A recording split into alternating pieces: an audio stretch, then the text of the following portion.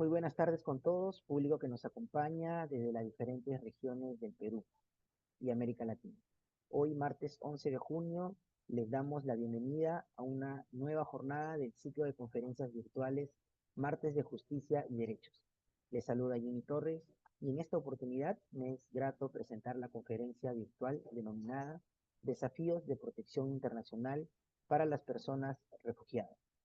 La presente conferencia tiene por finalidad examinar los principales desafíos que enfrentan las personas refugiadas, así como explorar y debatir posibles soluciones para abordar estos desafíos, tanto a nivel nacional como internacional, fomentando la colaboración entre el gobierno, organizaciones internacionales, sociedad civil, sector privado y otros actores relevantes para mejorar la protección y el bienestar de las personas refugiadas.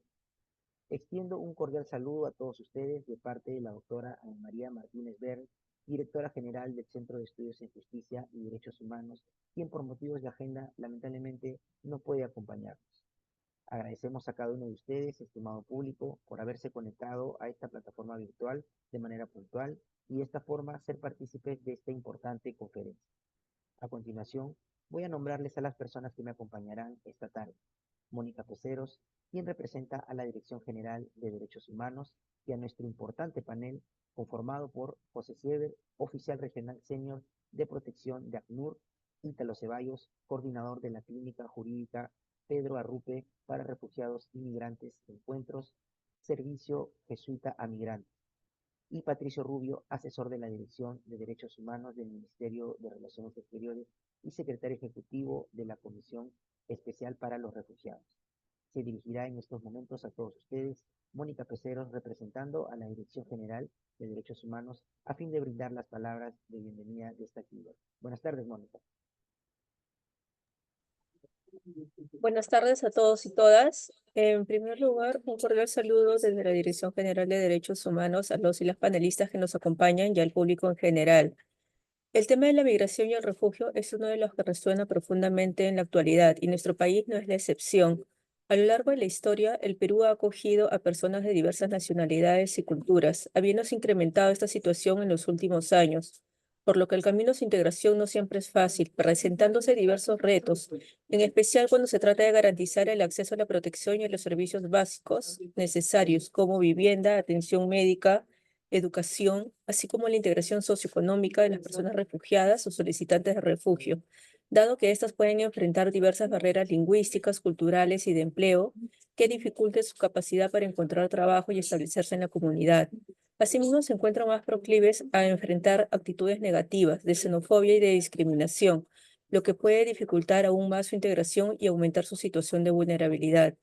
En esta línea, el propósito de esta tarde es poder debatir sobre la situación actual de las personas refugiadas y solicitantes de refugio en nuestro país, las cuales a menudo se enfrentan a barreras significativas en diversos ámbitos sociales, con el objeto de poder conocer la realidad actual que afrontan, así como los riesgos y desafíos a los que se enfrentan, para en conjunto poder plantear soluciones o alternativas de solución que eviten o mitiguen estas circunstancias desfavorables desde el marco nacional e internacional a fin de fomentar una sociedad más inclusiva y equitativa. Saludamos entonces que este tipo de espacios propicien el diálogo entre el gobierno, las organizaciones internacionales, la sociedad civil y otros actores relevantes en aras de asegurar el respeto de los derechos fundamentales de las personas refugiadas. Finalmente, quiero aprovechar la oportunidad para agradecer a nuestros panelistas por haber aceptado participar y haber hecho posible el desarrollo de este evento, así como su compromiso y su labor diaria con esta temática tan importante. Queda desde la Dirección General de Derechos Humanos el compromiso de seguir trabajando en la protección y promoción de los derechos de las personas solicitantes de refugio y refugiadas en nuestro país. Muchas gracias. Muchas gracias, Mónica. He de mencionar, estimados participantes, que nuestros expositores contarán con 20 minutos para desarrollar su ponencia y posterior a ello se abrirá una breve ronda de preguntas. En caso deseen realizar alguna consulta, pueden inscribirnos a través de la ventana del chat. Pasaremos entonces a la primera ponencia a cargo de José Siever.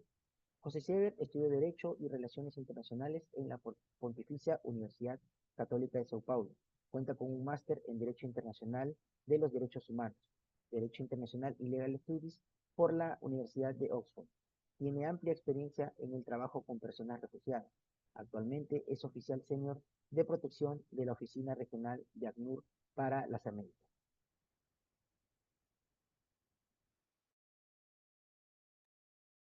Y buenas tardes a todas y todos. Es un placer estar acá con las colegas del Centro de Estudios, Centro de Formación en temas de Derechos Humanos del Ministerio de Justicia y Derechos Humanos del Perú.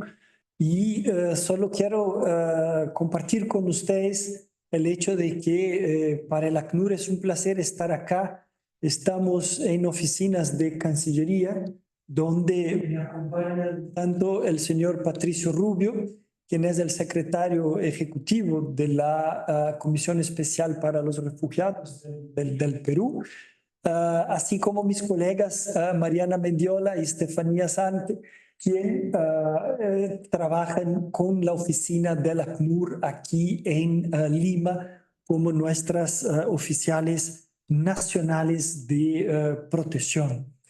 La idea de esta presentación inicial es compartir con ustedes una breve introducción al derecho internacional de los refugiados, los orígenes, las principales normas de derecho internacional, en base a las cuales o con base en las cuales se desarrolla el trabajo con personas que solicitan la protección internacional, solicitan asilo, solicitan el reconocimiento de su condición como personas refugiadas en nuestra región y en particular en el Perú. Podemos seguir, Jimmy, con el próximo slide. Antes que nada, presentarles qué es o quién es el ACNUR. El ACNUR es la Oficina de Naciones Unidas, la Oficina del Alto Comisionado de Naciones Unidas para las Personas Refugiadas. Es un organismo especializado, un organismo subsidiario de la Asamblea General que se ocupa y tiene la responsabilidad de proporcionar protección internacional a las personas refugiadas. El ACNUR trabaja, por supuesto, con los estados. El ACNUR trabaja con organismos de la sociedad civil buscando asegurar esta protección internacional a la persona a quien se considera refugiada. Aquí voy a utilizar distintos conceptos, distintos términos para referirme a la protección internacional. En derecho internacional hablamos de asilo de manera muy práctica, casi como un sinónimo de protección internacional. El marco legal peruano utiliza el término refugio, condición de refugiado, estatuto de refugiado, pero aunque en nuestras ponencias utilicemos estos distintos términos, todos ellos se refieren al concepto de protección internacional, a la protección que busca la persona extranjera, el no nacional, ya que no puede, no quiere contar con la protección que tradicionalmente brinda los estados a sus nacionales. Sigamos con los slides, Jimmy. Podemos aterrizar en el próximo slide, donde la idea es poder hacer una revisión rápida de cómo el derecho humano de buscar y recibir asilo o el derecho humano de buscar y recibir protección internacional, que se traduce en la posibilidad de solicitar, pedir, requerir a un Estado que se reconozca a la condición jurídica como persona refugiada, de qué manera este derecho ha evolucionado en nuestra región. Y aquí es muy importante regresar en la historia y revisar el artículo 27 de la Declaración Americana de los Derechos y Deberes del Hombre, que prevé que toda persona tiene el derecho de buscar y recibir asilo en el territorio extranjero.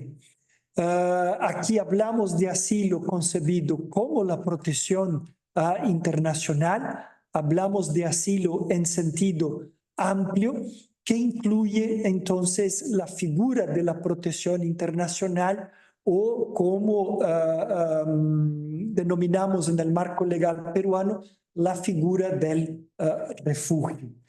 Pero la Declaración Americana de los Derechos Humanos fue adoptada en mayo de 1948. Y a mí me gusta mucho resaltar la fecha en que fue adoptada la Declaración Americana, en la medida que es un instrumento que anticipa la Declaración Universal de los Derechos Humanos, que fue adoptada en diciembre de 48 en París, en una reunión de una comisión y una resolución, perdón, de la Asamblea General de Naciones Unidas que determina que en caso de persecución toda persona tiene derecho a buscar asilo y a disfrutar de él en cualquier país. Ahí tenemos desde la perspectiva jurídica el origen de este derecho humano, de este derecho que muchos años después la Corte Interamericana se va a referir como un derecho subjetivo de buscar y recibir asilo, cuando interpreta justamente la tercera referencia normativa en el slide, la misma Convención Americana sobre Derechos Humanos. Un poquito, volvemos, Jimmy, al artículo, al slide anterior.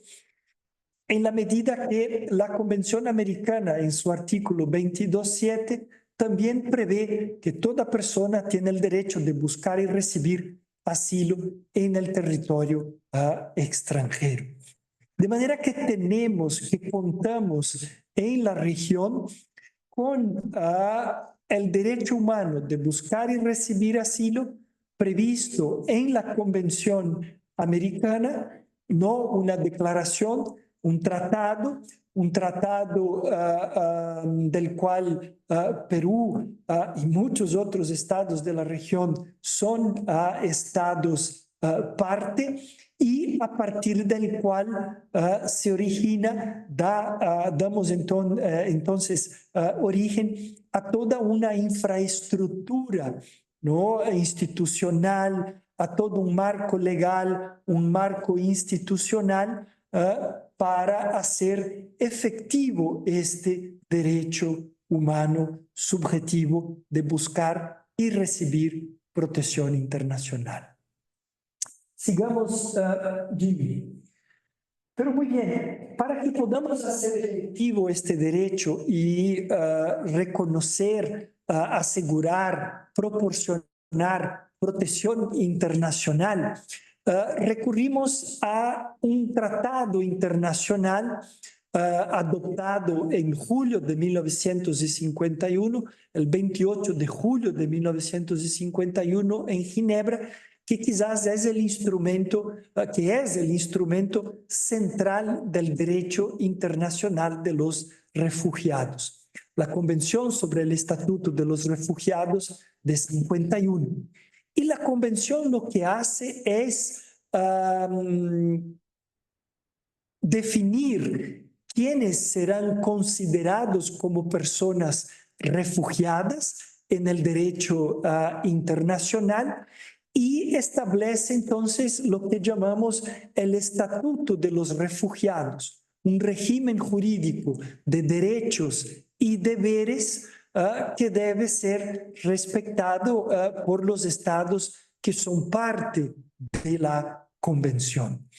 Aquí, siempre cuando hacemos referencia a la Convención, es importante hacer referencia también a su protocolo, un protocolo adoptado en 67, que hace con que la Convención sea aplicable, sea accesible no solamente a un contexto europeo, sino que tenga aplicabilidad universal. El protocolo de 67 es quizás lo que muchos de mis amigos y amigas de la academia que se dedican a estudios decoloniales, decolonizantes, hoy en día hablan del instrumento que hace, que descoloniza la Convención sobre el Estatuto de Refugiados del 51 y la hace aplicable a nivel universal. Pero el principal elemento de la Convención es la definición de refugiado. Ahí ustedes pueden ver en la pantalla el criterio jurídico que se utiliza para decidir quiénes serán reconocidos como refugiados en cada uno de los estados parte de la Convención.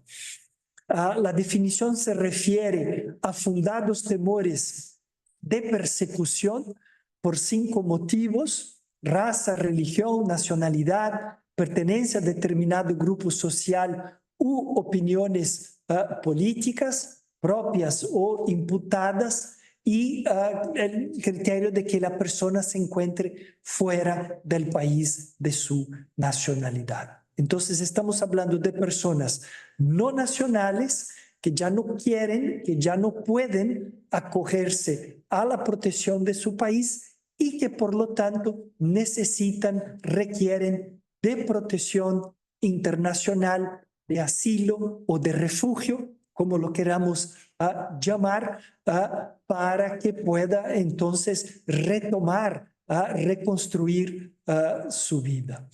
Aquí un detalle no menor y que es importante tener en mente.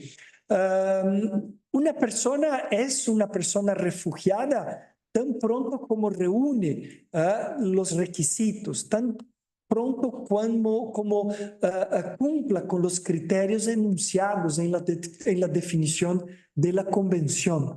De manera que el reconocimiento de la condición de refugiado de una persona tiene un carácter no tiene un carácter constitutivo, sino declarativo. Y eso es muy importante. ¿Por qué? Porque el señor Patricio Rubio enseguida les va a explicar cómo funciona este procedimiento, ¿no? Que de alguna manera reconoce, declara la calidad o la condición jurídica de refugiado en el marco de la jurisdicción peruana. Seguimos, Dimi, con el la próxima diapositiva. Pero muy bien. Otra parte importante y quizás un principio, un pilar del régimen de protección internacional de los refugiados, encontramos en el artículo 33 de la Convención. El artículo 33 prevé un principio sumamente importante, el principio de la no devolución, también referido por la doctrina como el principio de non-refoulement. Ahí se utiliza ese término refoulement como un término jurídico paraguas, bajo el cual podemos incluir cualquier medida, cualquier acto administrativo, cualquier tipo de sanción administrativa migratoria que tenga por objeto la retirada o el rechazo, la retirada de la persona del territorio nacional o el rechazo en frontera de la persona que busca protección internacional. El artículo 33 justamente prevé que ningún Estado contratante podrá, por expulsión o devolución o deportación o retorno asistido o extradición o como lo queramos llamar, de ahí el concepto de refoulement como un término paraguas, poner en modo alguno a una persona refugiada en las fronteras de territorios donde su vida, libertad peligre por causa de, y ahí vincula, ¿no?, el principio de no devolución a las motivaciones del temor fundado de persecución del artículo 1A de la Convención, como vimos en uno de los slides inicial. Por supuesto que este principio es un principio fundamental. La Declaración de Cartagena, otros instrumentos, la doctrina se refiere al principio de non-refoulement como parte del derecho consuetudinario, como parte de la costumbre internacional. Es un principio que aquí lo encontramos en el derecho internacional de refugiados, pero es un principio que existe también en derecho internacional de los derechos humanos. Incluso si miramos el mismo artículo 22, creo que el 22.2 o el 22.7 de la Convención Americana, también encontraremos previsión del principio de no devolución. Seguimos. Yo no sé si hay preguntas, si hay comentarios. Si no los hay, podemos seguir, pero si los hay, quizás podríamos contestar alguna pregunta. ¿No? Las Sí. preguntas se formulan al final, señor Siever, ¿le parece? Ok, perdón. ¿Está bien? Estamos en la mitad, ¿cierto? Ya hablé 5 minutos más. Ok, perfecto. Lo que quiero compartir con ustedes y lo que ven en el slide es sumamente importante cuando estamos en América Latina.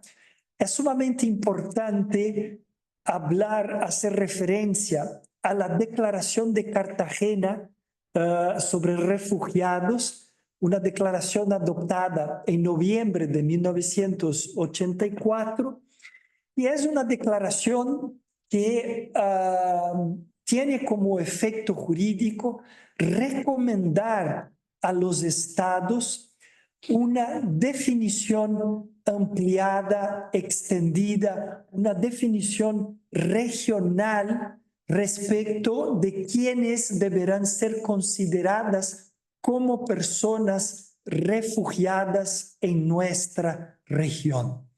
La Declaración de Cartagena aparece como una respuesta pragmática, jurídica, a la crisis de refugiados que vivía América Central en los años 80, donde ya no teníamos únicamente movimientos individuales de personas que huían debido a un fundado temor de persecución, sino que la declaración determina que la definición o el concepto de refugiado recomendable para su utilización en nuestra región es aquella que, además de incorporar los elementos de la Convención de 51, como lo hemos visto, considere también como persona refugiada las personas que han salido de sus países de origen porque su vida, su libertad, su seguridad han sido amenazadas por 5 contextos situacionales. Situaciones de violencia generalizada, agresión extranjera, conflictos armados internos, la violación, situaciones donde hay una violación masiva de los derechos humanos u otras circunstancias que hayan perturbado gravemente el orden público. Es un criterio jurídico, por supuesto, mucho más amplio, ¿no?, que la definición de la Convención de 51, pero un criterio jurídico que hoy ha sido incorporado en la legislación, en el marco legal de 15 países de nuestra región, incluyendo el Perú, incluyendo la ley del refugiado del Perú. Por supuesto que es un concepto jurídico que requiere de interpretación frente a las situaciones en los distintos países de origen, frente a los alegatos de las personas que llegan y que piden el reconocimiento de la condición de refugiado. Y este año celebramos los 40 años de la Declaración de Cartagena. Y cuando se celebran, ha sido una tradición en nuestra región, en América Latina, y ahora también con el Caribe, América Latina y el Caribe, a cada 10 años, desde 1984, se adopta una declaración, como se hizo en 94 con la Declaración de San José, y enseguida, en 2004, en Ciudad de México, en 2014, en Brasilia, además de la adopción de una declaración, se constituye también, se adopta también por los estados de Latinoamérica y del Caribe un plan de acción. En el 2004 se adoptó el Plan de Acción de México, 2004-2014, en el 2014 el Plan de Acción de Brasil, 2014-2024, y justamente este año 2024 están ocurriendo las consultas temáticas regionales para la adopción de un nuevo plan de acción decenal 2024-2034. Este nuevo plan de acción decenal se constituye como una herramienta, un vehículo para que podamos verificar, acompañar la implementación del Pacto Mundial de los Refugiados, adoptado en 2018, y tiene una ventaja estratégica en la medida que nos permite a los estados de América Latina y del Caribe tener una visión estratégica de mediano, largo plazo. Estamos hablando de una implementación durante un periodo de 10 años. Y las consultas regionales de este año, de las cuales la CPR ha participado, ¿no? La CPR del Perú, del Ministerio de Relaciones Exteriores del Perú, sigue 3 ejes principales. El primer de ellos, los nuevos desafíos de la protección. Aquí hablamos de la protección a lo largo de las rutas, hablamos de cómo asegurar protección en el contexto de países de asilo, países de destino, países de tránsito, países de retorno, ¿no? De manera que incorporar en el plan de acción las respuestas de protección en distintos teatros de operación, ¿no? En distintas situaciones donde las personas siguen en movimiento.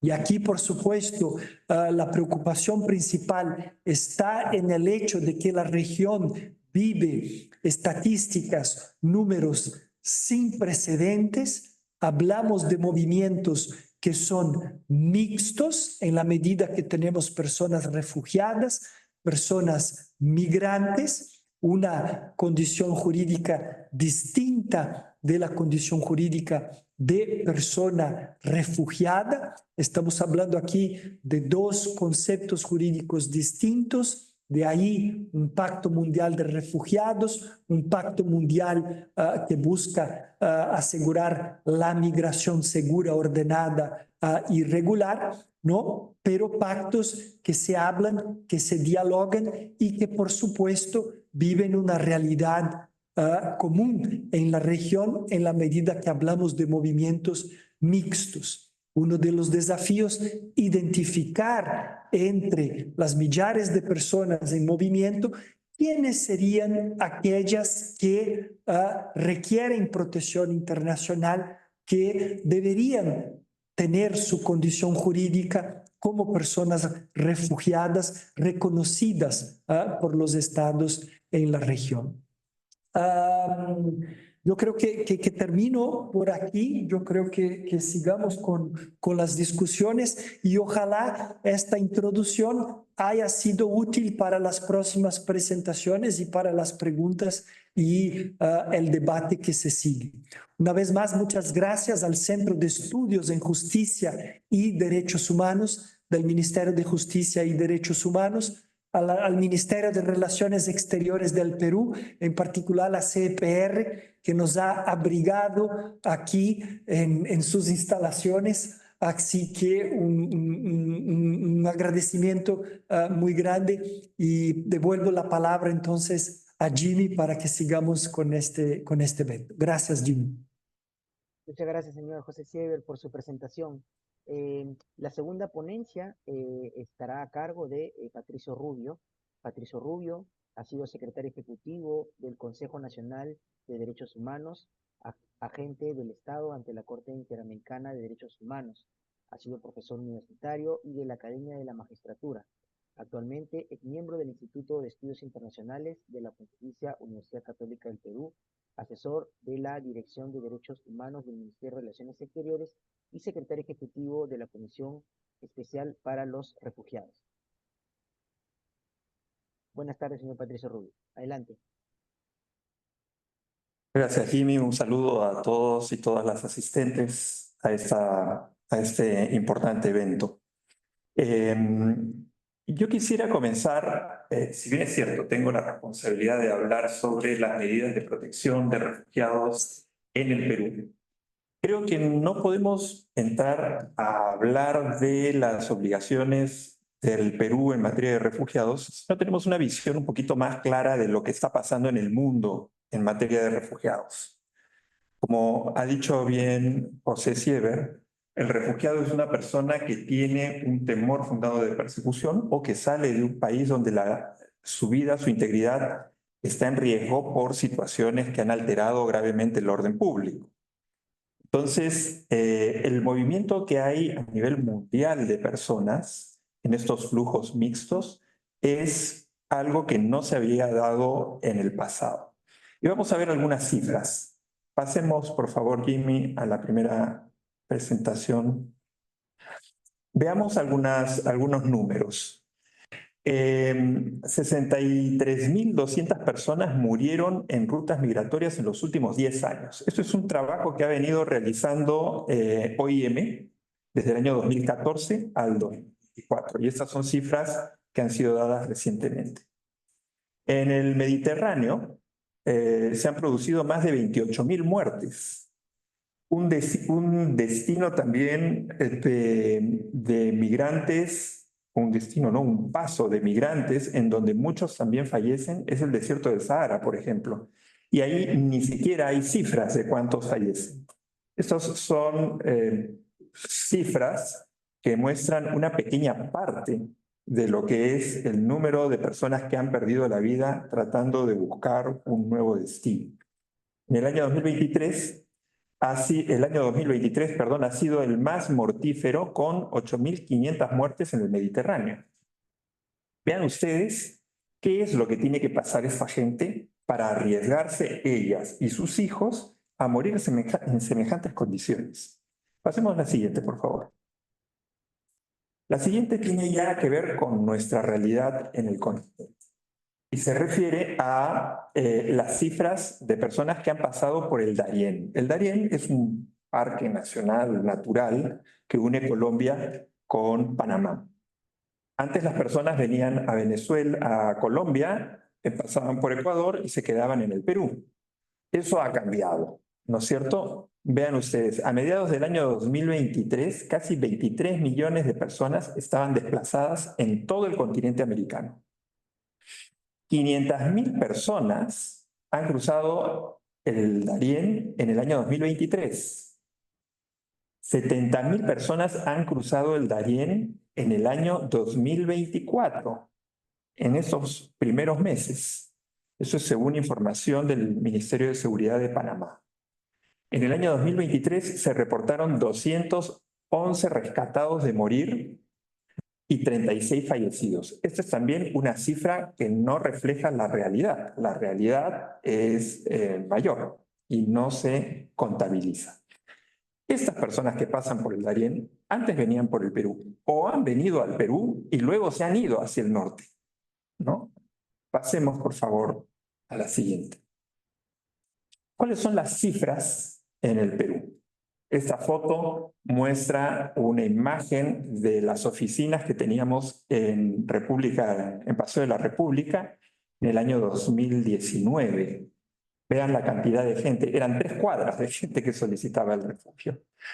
Actualmente tenemos 500.000 solicitudes de refugio según nuestro registro. Sabemos que en realidad son muchas menos, porque muchos se han ido, muchos han logrado una regularización de otra manera, a otros ya no les interesa el refugio, en fin.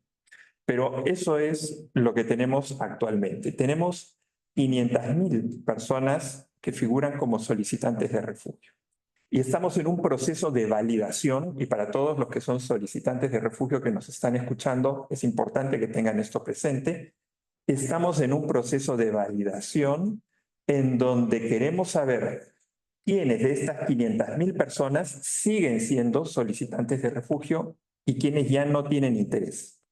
Por eso es que para nosotros es muy importante que entren a una página web que está a disposición y que nos respondan un par de preguntas. La primera, muy sencilla: ¿está usted en el Perú o no está en el Perú? Y la segunda, ¿usted quiere seguir con su solicitud de refugio?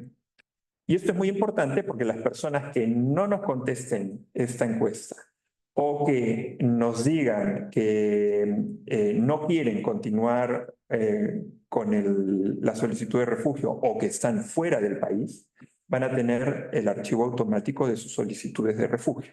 Y esto es para poder saber con cuántas personas realmente podemos trabajar de estas 500.000. Porque la cifra es tan grande que no podemos cubrir ni siquiera los que realmente necesitan protección de una manera eficiente, ¿no? Entonces necesitamos sincerar las cifras. 7.200 personas más o menos han sido reconocidas como refugiadas en los últimos 20 años. 10.000 solicitudes han sido presentadas en el 2023. Y para que ustedes vean que el número de solicitudes continúa, en estos primeros meses, 5 primeros meses del 2024, ahí hay un error, hemos recibido 13.000 solicitudes. Es decir, en 5 meses de este año hemos superado en 1.5 las solicitudes presentadas el año 2023, lo que demuestra que las cifras continúan creciendo. Siguiente, por favor. Muy bien, ¿quién es un refugiado? Ya lo ha señalado José Siever.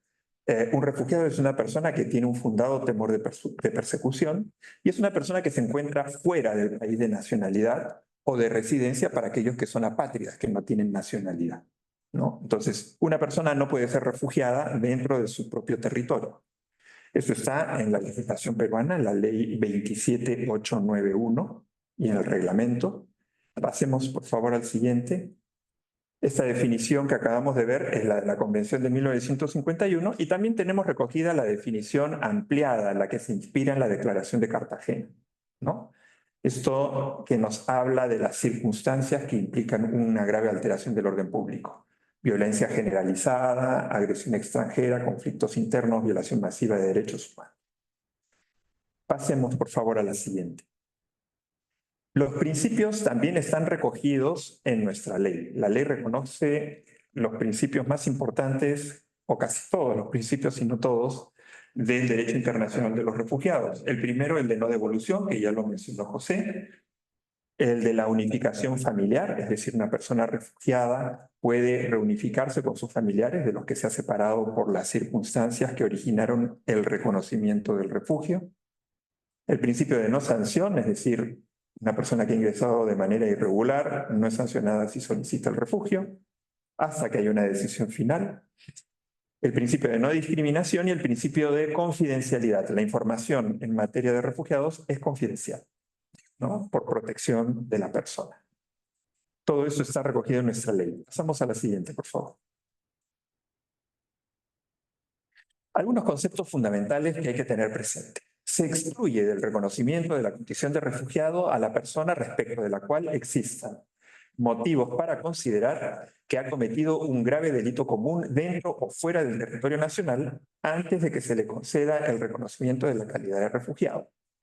¿Qué significa esto? Significa que una persona que es delincuente no debe ser reconocida como refugiada. Es importante que se señale esto porque muchas veces se dice que la figura del refugio puede ser un obstáculo para poder luchar contra la delincuencia. No es cierto. La figura del refugio lo último que quiere es proteger delincuentes. No está establecida para ellos. Está establecida para gente que necesita protección internacional. Pasemos a la siguiente, por favor. Otro concepto que es muy importante es que los refugiados reconocidos por el Estado peruano y los solicitantes de la condición de refugiado se encuentran temporalmente en territorio nacional y tienen la obligación de respetar y cumplir los dispositivos legales internos. También es importante porque hemos tenido casos, por ejemplo, en el pasado, en que oficiales de o miembros de la Policía Nacional detenían a personas en flagrancia de la comisión de algún delito, veían que eran solicitantes de refugio y equivocadamente los dejaban en libertad, porque pensaban que no los podían tocar. Nada más alejado de la realidad.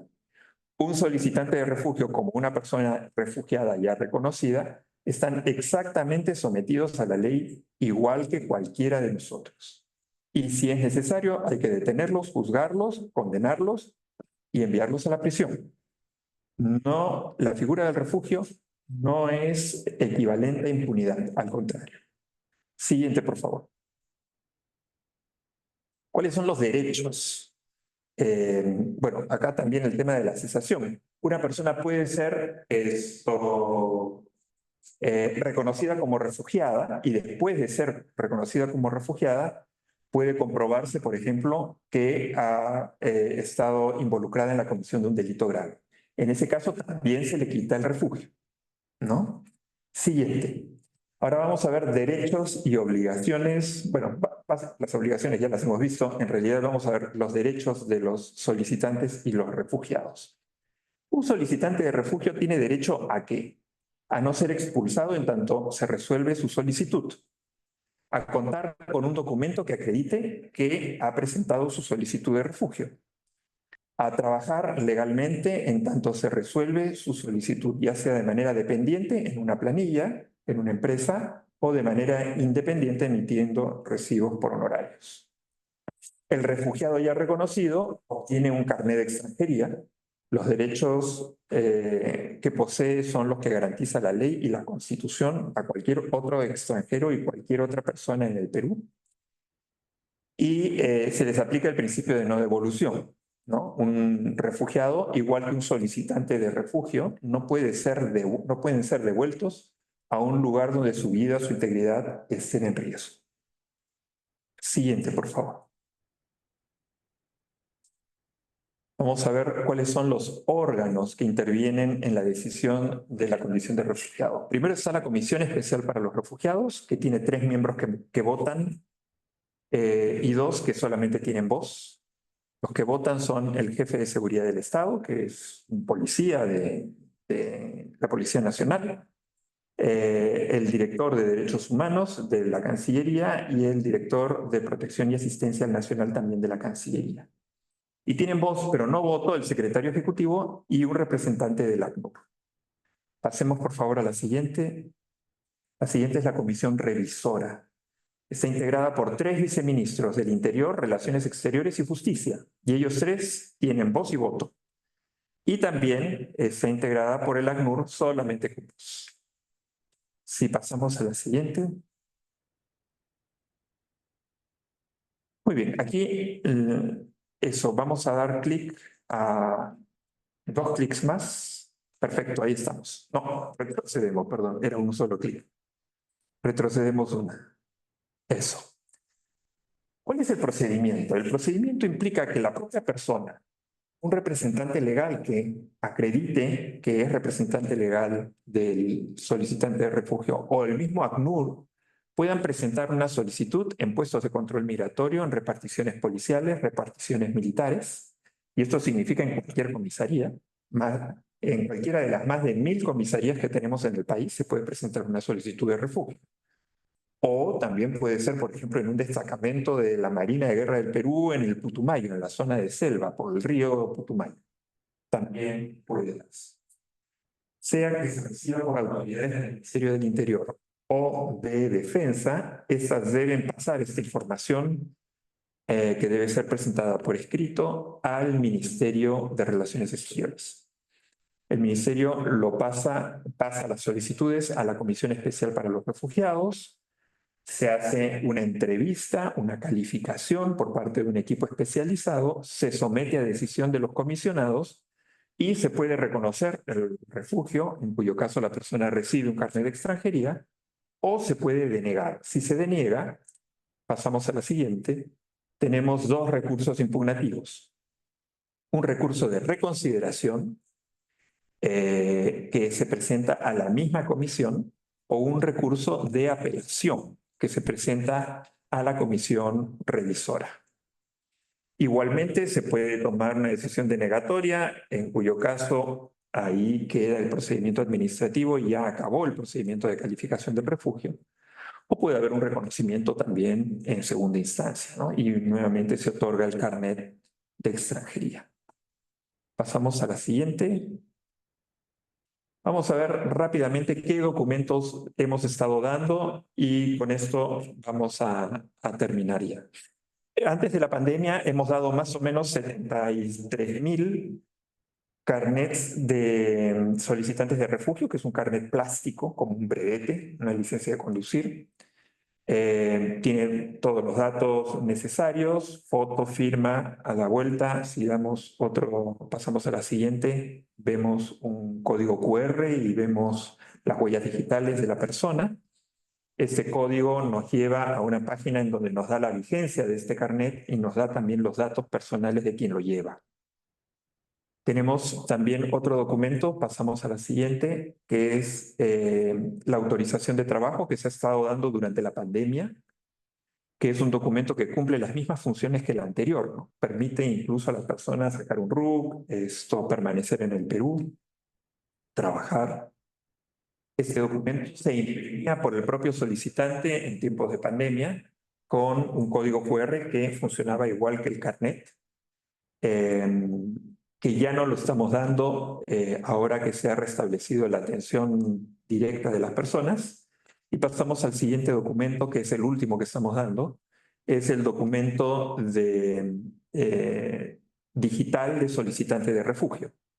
Es un documento que también tiene el código QR, funciona igual que el carnet de plástico y a través de ese código QR se puede hacer la verificación de los datos y la vigencia del documento. Y finalmente quería decir que hemos hecho unos lineamientos para atención de las solicitudes de refugio en frontera, y estos lineamientos se producen a consecuencia de que se han estado presentando en los primeros meses de este año, básicamente en el primer mes, unas constancias de presentación de documentos a través de la mesa de partes del Ministerio de Relaciones Exteriores, un famoso QR, en el que las personas pretendían validarlo como una solicitud de refugio. Entonces, las personas en realidad se presentaban a la autoridad migratoria con esta constancia de presentación de documentos que no sabíamos qué documentos eran, y pretendían que se les considere como solicitantes de refugio con una equivalencia de esta constancia a una solicitud de refugio. Bueno, eso ha dado lugar a unos lineamientos para la atención de solicitudes en donde esta presentación del código QR de la Mesa de Partes de Relaciones Exteriores no es válido para acreditar una solicitud de refugio. Y en esos casos lo que se está pidiendo es que la persona haga una presentación directa, ella, de la solicitud de refugio ante las autoridades migratorias. ¿Por qué? Porque estas personas presentaban ese código QR y ni siquiera sabían qué era lo que se había presentado, porque traficantes o personas que trabajan en agencias de viaje en el exterior, concretamente en Brasil, les habían estado haciendo ese trámite y les entregaban simplemente este papel a las personas. Las personas no sabían casi ni siquiera que habían presentado una solicitud de refugio. Entonces, para poder recanalizar las cosas por la senda adecuada, se estableció este procedimiento de atención en frontera. Con esto terminamos y estamos a disposición de las preguntas que crean convenientes. Gracias. Muchas gracias, señor Patricio Rubio, por su ponencia. Pasamos de inmediato a la tercera y última ponencia a cargo de Ítalo Ceballos. Ítalo Ceballos es abogado por la Universidad Privada de Tacna, con más de 5 años de experiencia en el trabajo legal con población migrante y refugiada en diferentes organizaciones humanitarias. Desde hace 2 años coordina la Clínica Jurídica Pedro Arrupe para migrantes y refugiados, Encuentros, Servicio Jesuita a Migrantes. Buenas tardes, Ítalo. Buenas tardes, Jimmy. Buenas tardes, doctor Patricio, José, y a todos los presentes a esta charla. A mí se me ha pedido poder articular algunas palabras sobre el trabajo que hacemos las organizaciones civiles en la protección de las personas refugiadas. Antes, presentar a la organización de la que provengo. Nosotros somos Encuentro Servicio Jesuita a Migrantes. Somos una organización que brinda justamente asistencia y protección a personas refugiadas, solicitantes de refugio o personas migrantes en situación de vulnerabilidad. Nosotros brindamos nuestros servicios desde el año 2011. Y quisiera, bueno, además de recalcar que nos encontramos en algunas otras regiones del Perú y en algunos distritos de Lima, quisiera empezar comentando un poco el contexto de, de la migración venezolana principalmente en nuestro país, que evidentemente salta a la luz, evidentemente es la migración que se comenta con mayor cotidianidad y sobre la que el Estado, la sociedad civil y las organizaciones civiles han tenido que adaptarse también debido a la magnitud de número de personas que han ingresado a nuestro país de nacionalidad venezolana, ¿no? Entonces, siempre es importante poner en contexto esta información, este dato, porque esto es lo que ha un poco o cambiado o ido mutando los diferentes las diferentes instituciones de la administración pública peruana que afectan justo a migrantes y refugiados, ¿no? Así, por ejemplo, tenemos que en el Perú actualmente hay más de 1,5 millones de refugiados y migrantes de nacionalidad venezolana. Se estimaba que a fines del 2023 ese número iba a ser superado y de hecho las estimaciones para el 2024 también hablan de una superación del número, es decir, ir aumentando el número y no ir disminuyéndolo, ¿no? Específicamente de este total, y el doctor Patricio lo mencionó también en algún punto, la gran cantidad de personas que han llegado a solicitar asilo o solicitar refugio en nuestro país es también un número altísimo. Se tiene que alrededor de 500,000 de personas venezolanas han solicitado refugio en nuestro país. Esto efectivamente es un número que, que, que salta a la luz, es un número muy alto incluso para estándares mundiales, ¿no? Pero hablando específicamente del Perú, también es un elemento importante porque en nuestro país o el Perú no estaba acostumbrado, no estaba, digamos, no era algo común para el Perú recibir grandes cantidades de migrantes y refugiados que quisieran venir al Perú o quisieran refugiarse en nuestro país. Esto fue algo bastante nuevo, sobre todo en esas cantidades de personas que, como lo pueden ver, o como lo repito, es bastante alta. sino que significó también que la administración pública tenga que poner alguna especie de adaptabilidad en sus reglamentos, de adaptabilidad en sus sistemas, para poder hacer frente a esta cantidad de solicitantes. En el caso de la Comisión Especial para los Refugiados, también podemos entender entonces que la magnitud de solicitudes de refugio que ingresó a esta institución pudo haber dejado digamos, con pocas manos para la respuesta a la cantidad de solicitudes que tenían que hacer frente debido al aumento de migrantes y refugiados en el Perú. En ese sentido, también es conveniente resaltar eh, algunos datos del contexto de esta población. Y por eso he recogido en esta presentación algunos datos importantes, relevantes, sobre la población venezolana que ha recogido la encuesta a la población venezolana residente en el Perú, o en POVE, que ha hecho el Instituto Nacional de Estadística e Informática. Al respecto, con data hasta el 2022, ellos han podido recoger del número total de población venezolana en el Perú. Por ejemplo, tenemos que poco más de la mitad son mujeres y el resto son hombres. La mayor cantidad de esta población está entre la edad o entre el grupo etario de 15 a 49 años, y hay un importante grupo menor de 14 años, de nada más que el 28.3% del total. También hay un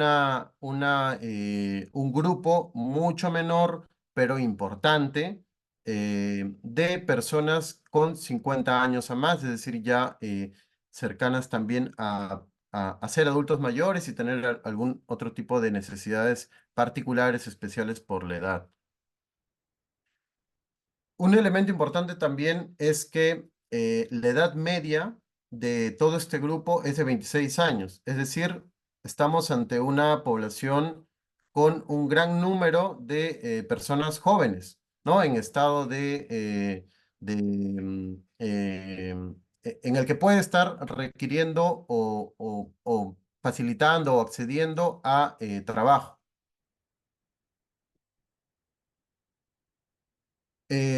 Específicamente hablando también del tema de trabajo, la población económicamente activa es del 100% el 82%. Es decir, la gran mayoría de refugiados y migrantes venezolanos que se encuentran en el Perú, o sea, un 82%, se encuentra realizando alguna actividad económica en nuestro país, ¿no? Y únicamente de ese 82%, 19.2% tiene un contrato laboral, es decir, se encuentra trabajando de manera formal. Otra información importante de contexto es algunos hitos sobre cómo han ingresado las personas migrantes y refugiadas venezolanas al territorio peruano. En ese sentido, es conveniente resaltar que hasta agosto del 2018 las personas podían ingresar con su cédula de identidad. Luego, por consecuencia de una sentencia judicial, este acceso con la cédula de identidad venezolana estuvo vigente hasta aproximadamente junio o julio del 2019, fecha en la cual se empezó a exigir el uso del pasaporte y una visa humanitaria para el acceso al Perú. Esto evidentemente trajo como consecuencia no que reduzcan el número de personas venezolanas que ingresaban a nuestro país, sino que aumente el flujo de ingresos irregulares, es decir, personas que ingresaban al Perú sin haber regularizado su situación migratoria. Y esto es bastante importante, lo vamos a ver en unos momentos, para el acceso a documentación. Por otro lado, y esto también recogiendo lo que comentaba el doctor Patricio respecto al sistema de asilo, tuvo ciertas limitaciones a partir de octubre del 2020. Sin embargo, eso ya entendemos que ha podido ser superado. El acceso a documentación también ha tenido hitos importantes. Aquí he podido recoger algunos de ellos, los hitos para que aquellos extranjeros que habían ingresado aquellas personas extranjeras que habían ingresado a territorio peruano puedan acceder con una documentación que regularice su situación migratoria en el Perú. Ha tenido diversas etapas.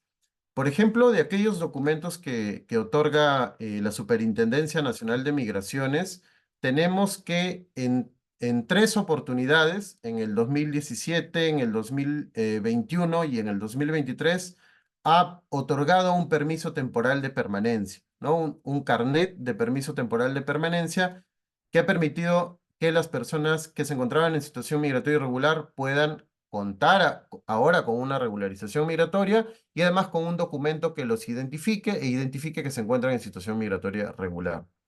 Este carnet de permiso temporal de permanencia es diferente al documento que se le otorga a un extranjero que reside en nuestro país, que es el carnet de extranjería.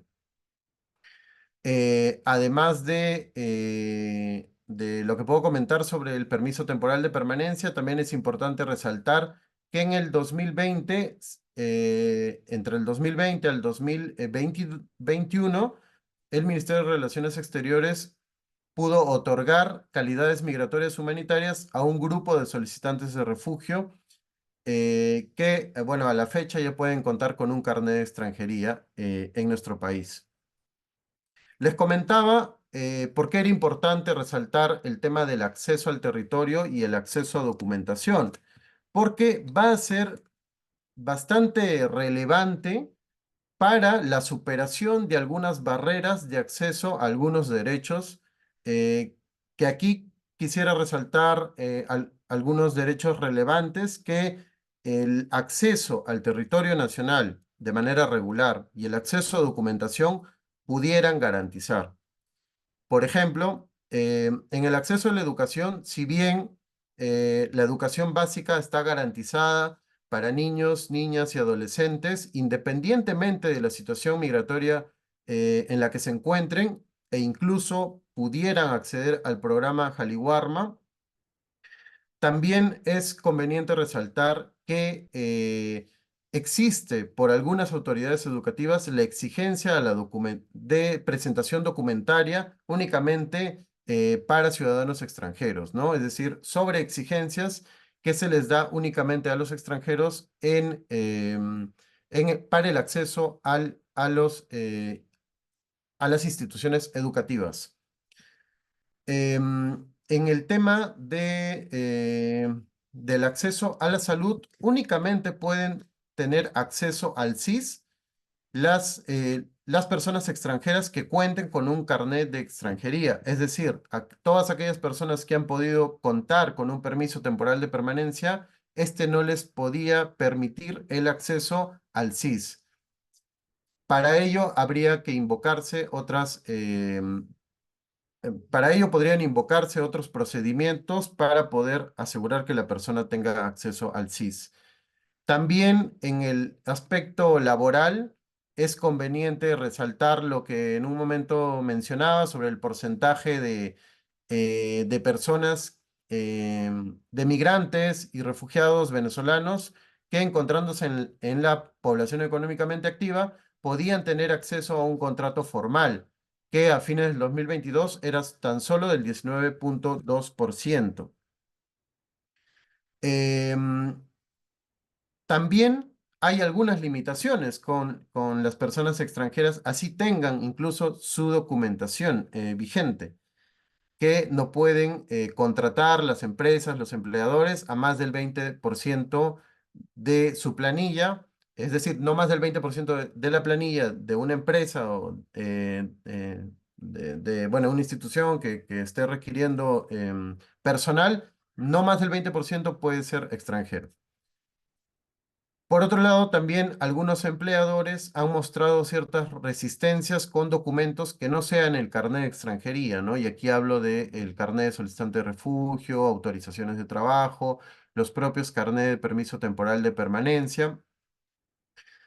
Y por último, en el aspecto de acceso a la vivienda, tenemos también desde el año pasado, con la emisión de la ley 31689, algunas limitaciones para las personas que se encuentran en situación migratoria irregular, ya que por consecuencia de esta ley, los arrendadores deben exigir que los arrendatarios se encuentren en situación migratoria irregular, y no solo ellos, sino todas las personas que vivan en el domicilio. Esto tiene que además ser informado inmediatamente a la Superintendencia Nacional de Migraciones. ¿Por qué quería que entendamos lo que significa estas barreras en importantes derechos de las personas? Porque aquí es donde va a surtir bastante importancia, va a cobrar una importancia relevante el trabajo de las organizaciones civiles. Y organizaciones civiles como Encuentros o muchas otras que se encuentran en nuestro país, en diferentes regiones, en Lima, en las zonas de fronteras y en importantes ciudades con gran concentración de población migrante y refugiada, es el apoyo que pueden dar para que las personas se integren en el Perú, y para que puedan cobrar para que puedan integrarse a nuestro país, tienen que superar algunas barreras para el alcance de estos derechos básicos que les puede permitir la integración en nuestro país.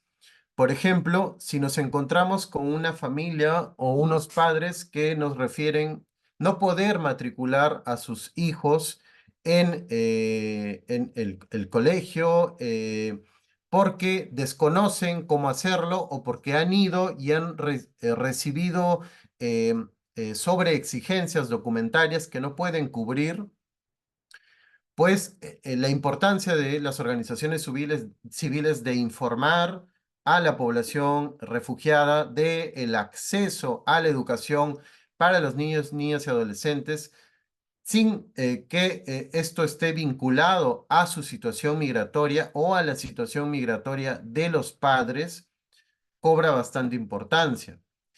De igual manera, el trabajo de incidencia que se puede hacer para que las instituciones educativas tengan presente que un migrante extranjero no necesita regularizar su situación migratoria para poder tener acceso a la educación básica.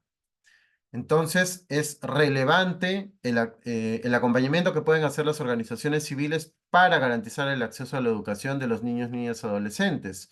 ¿Qué pueden hacer las organizaciones civiles también para garantizar el acceso al derecho de salud?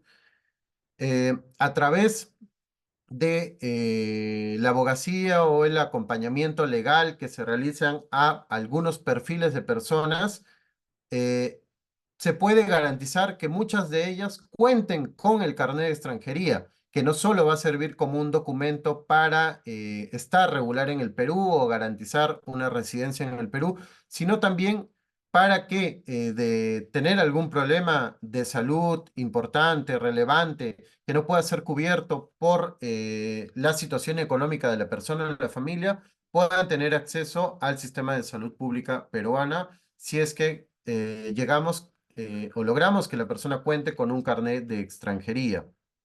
En ese sentido,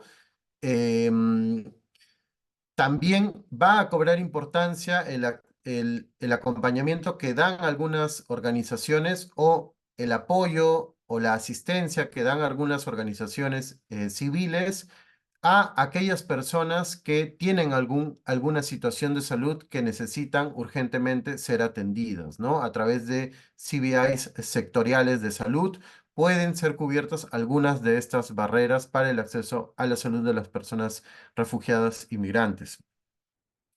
En el caso del acceso al trabajo, es importante resaltar también que el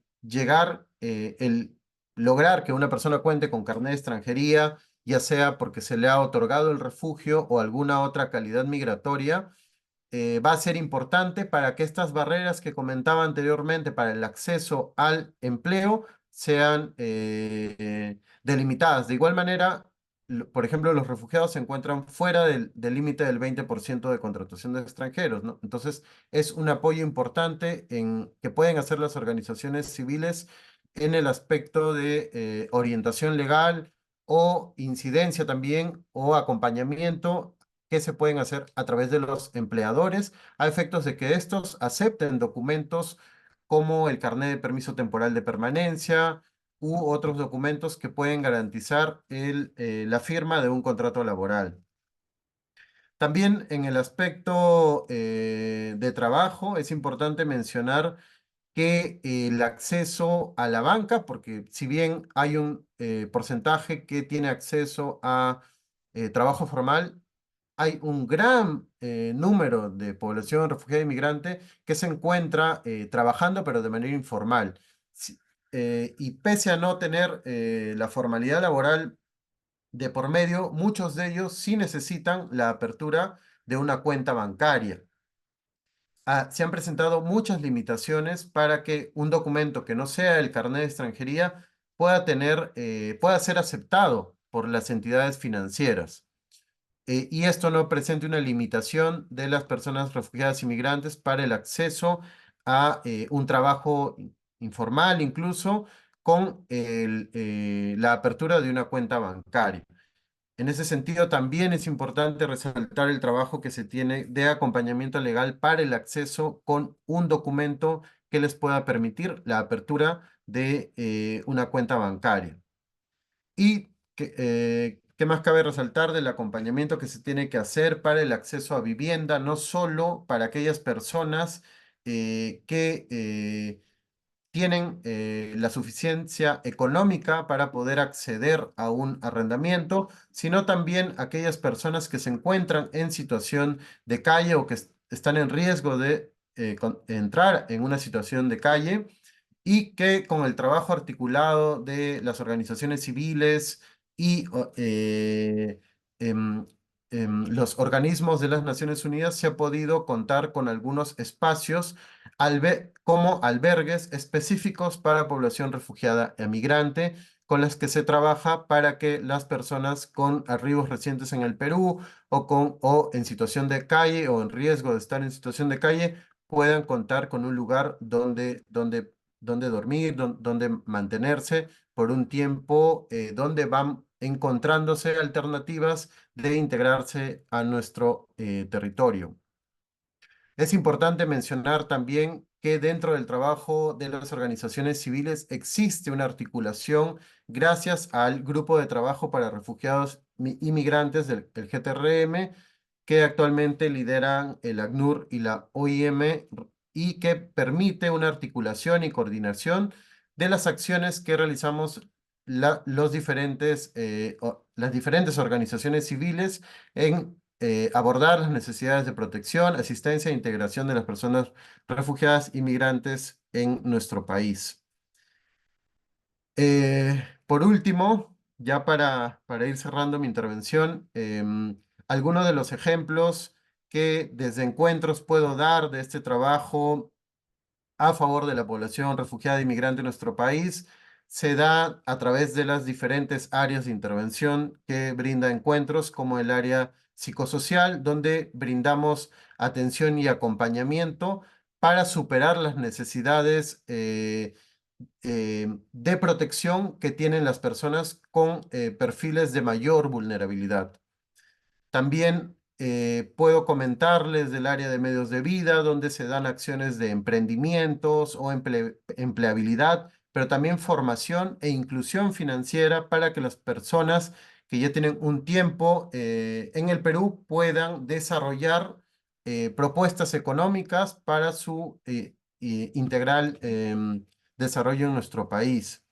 La clínica jurídica que yo coordino, acompañamos en la orientación, asesoría y representación para el acceso a aquellos perfiles que cuenten con que puedan tener el acceso al sistema de refugio en el Perú o alguna calidad migratoria del sistema nacional, del sistema migratorio de nuestro país.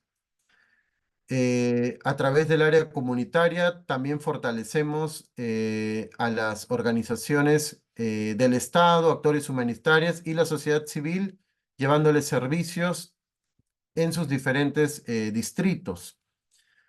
En el área de salud mental brindamos atención y acompañamiento de escucha personalizada y acompañamiento grupal bastante importante para la integración de las personas refugiadas y migrantes en nuestro país. Por último, mencionar también uno de los últimos trabajos que estamos realizando, esto de manera un poco más novedosa, porque en esta articulación también estamos contando con el Estado. Por ejemplo, están las sedes de atención migratoria para migrantes y refugiados, o por sus siglas SAMIR, que desde el año pasado venimos impulsando junto al ACNUR y recientemente la Comisión Especial para los Refugiados, en la que buscamos espacios en el que podamos atender las organizaciones civiles y el Estado a través de la CPR y la Superintendencia Nacional de Migraciones a los refugiados y migrantes que necesitan el acompañamiento de cada una de estas instituciones y de las organizaciones civiles en lo que sea necesario. Hay otras iniciativas también como los migracentros u otras cuyos nombres no recuerdo en estos momentos, pero que también tienen este matiz de unir a la sociedad civil y al Estado en beneficio y en atención de la población refugiada y migrante que se encuentra en nuestro país y que necesitan del apoyo de todos nosotros para poder tener un alcance o un acceso integral a sus derechos en nuestro país. Eso sería todo de mi parte. Muchas gracias, estimado Ítalo Ceballos, por tu presentación. De forma rápida, entonces, vamos a pasar a algunas consultas que hemos extraído del chat que nos han elaborado los participantes que han estado el día de hoy. Bueno, es importante mencionarlos. Hemos tenido 685 personas conectadas el día de hoy en esta conferencia. Y bueno, vamos a pasar con un par de preguntas para José Siever, ¿sí? La primera es, ¿cuál es la diferencia entre refugiado y asilado y cuáles son los derechos de ambos? Y otra, también para poder redondear estas consultas, es, en la coyuntura que están viviendo los compatriotas venezolanos que están en la condición de refugiados, ¿qué tipo de sanción reciben aquellos países que devuelven a su territorio a estas personas? ¿Qué solución se está dando a estas personas?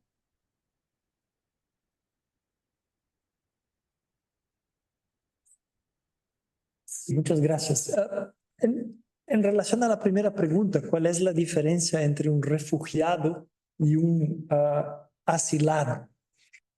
Bien, en nuestra región se ha desarrollado desde 1889 y con discusiones anteriores la figura del asilo diplomático, territorial, distintos tratados, distintas convenciones se han adoptado y siguen vigentes, sobre todo a principios del siglo pasado, pero quizás las más importantes y las que consolidan toda la tradición jurídica latinoamericana respecto a la figura del asilo territorial y el asilo diplomático son dos convenciones, las convenciones de Caracas de 1954, una sobre asilo territorial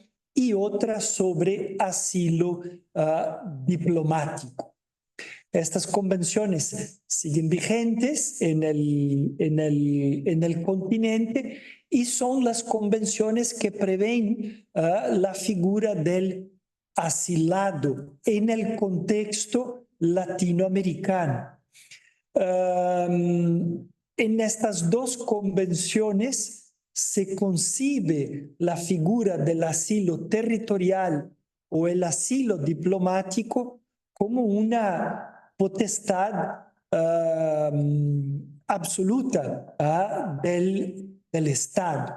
El Estado otorga asilo territorial bajo la Convención de Caracas de 54 sobre este tema, o otorga asilo diplomático bajo la Convención de Caracas de 54, conforme su interés. Es una decisión que de manera distinta de la decisión de refugiado, o sea, sigue criterios, más que criterios jurídicos, en este caso criterios políticos, ¿no? Y lo hace conforme su ordenamiento jurídico, en la medida que muchos estados adoptan ciertos procedimientos para que se pueda otorgar el asilo, sea el asilo territorial, sea el asilo político. Este tema ha sido tratado por la Corte Interamericana. Yo lo que puedo recomendar es la lectura de la opinión consultiva número 25 de la Corte Interamericana, adoptada creo que marzo o abril del 2018, ¿sí? Y en esta opinión consultiva, la Corte de manera bastante clara establece esa diferencia que existe en América Latina entre el régimen de protección internacional a las personas refugiadas y la figura del asilo, del asilado, asilo territorial, asilo diplomático, conforme previsto en las convenciones de Caracas de 1954. Yo creo que no sé si quizás Patricio quiere hacer alguna otra referencia a ese tema. Sí, no, José lo ha señalado todo muy claro. Solamente quería decir que en la práctica, cuando uno lee documentos de Naciones Unidas, normalmente lo que uno va a encontrar es la mención de la palabra asilo como equivalente a refugiados. Esa diferencia la tenemos en América Latina, pero a nivel universal no se ve esa diferencia con claridad. La institución jurídica es el asilo. No existe la institución jurídica del refugio. La institución jurídica es asilo a nivel mundial. Y aquellos que se benefician de ese reconocimiento del asilo son llamados refugiados, ¿no? Entonces, en documentos normalmente de Estados Unidos, Naciones Unidas, de Canadá, países del primer mundo, que no forman parte de la realidad latinoamericana, la mención de la palabra asilo va a ser equivalente a refugiados. Pero solamente en América Latina, como bien ha señalado José, con tratados especiales, se va a dar esta diferencia entre asilo y refugio o refugiados. Nada más. Gracias por esa aclaración, señor Patricio Rubio. Hay una consulta que le hacen también, indican lo siguiente.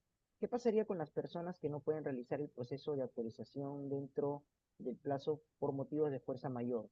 Tomando en cuenta que muchas veces las personas solicitantes de refugio son personas bajo condiciones de extrema vulnerabilidad. Sí, es muy buena pregunta.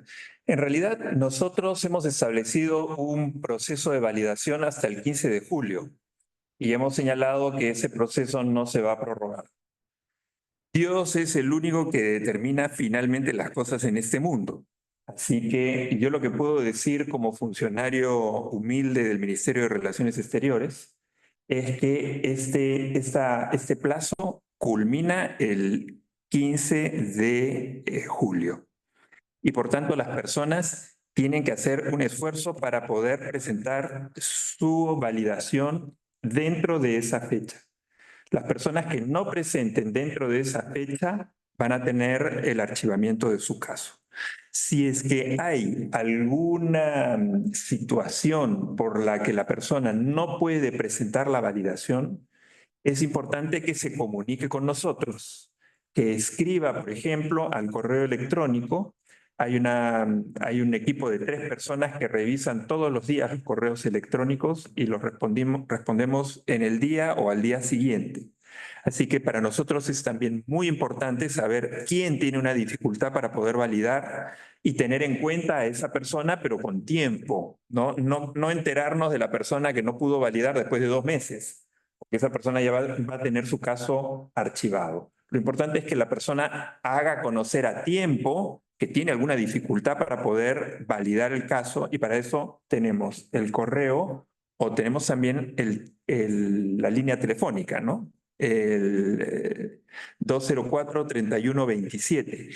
Pero yo recomiendo que la gente escriba si es posible, porque escribiendo vamos a tener nosotros el registro. También lo vamos a tener con la llamada telefónica, pero para nosotros es mejor tener la persona que escribe y que nosotros respondemos. Nosotros hacemos una revisión diaria. Yo tengo un despacho con los responsables de la atención de teléfonos y correos todos los días. Y entonces para nosotros sí es importante enterarnos cuanto antes que hay una persona que tiene dificultades para eso. Y finalmente, por último, si es que tiene alguna dificultad porque no maneja, digamos, los medios informáticos, veríamos nosotros de apoyar a esa persona y derivarla a un sitio donde la puedan ayudar o nosotros mismos ayudarla a hacer la validación. Gracias, señor Patricio Rubio, por esa aclaración. Y una última consulta para Ítalo Ceballos. Nos consultan. ¿Cuál es la incidencia que se puede hacer desde la sociedad civil para ayudar a proteger los derechos de las personas solicitantes de refugio y refugiadas? Creo que en el contexto actual en el que nos encontramos con la aplicación de una expulsión bastante célere de las personas migrantes y la creación de un delito como el reingreso clandestino, me parece importante y relevante que pueda hacerse trabajos de incidencia con el Estado a efectos de la aplicación de un enfoque de derechos humanos sobre un enfoque securitista de la migración, ¿no? Que entendemos, ¿no?, las preocupaciones del Estado de poder brindar seguridad a la sociedad civil, pero también que ésta pueda ser enmarcada en un enfoque de protección a las personas más vulnerables, ¿no? Creo que por allí va la importancia también del trabajo de incidencia que se puede realizar desde las organizaciones civiles. Gracias, estimado Ítalo. Bueno, hemos llegado ya a la parte final. Queremos agradecer a las 685 personas que se conectaron el día de hoy en esta conferencia virtual, y a ustedes también, estimado panel, por sus importantes intervenciones. Asimismo, un agradecimiento a la Dirección General de Derechos Humanos por esta coorganización, ¿no?, que hemos tenido para la realización de esta conferencia, y esperamos poder contar con su participación en una siguiente oportunidad. Muchísimas gracias, y nos despedimos también de nuestros participantes. Gracias con todos. Muchas gracias. Gracias, hasta luego. Gracias.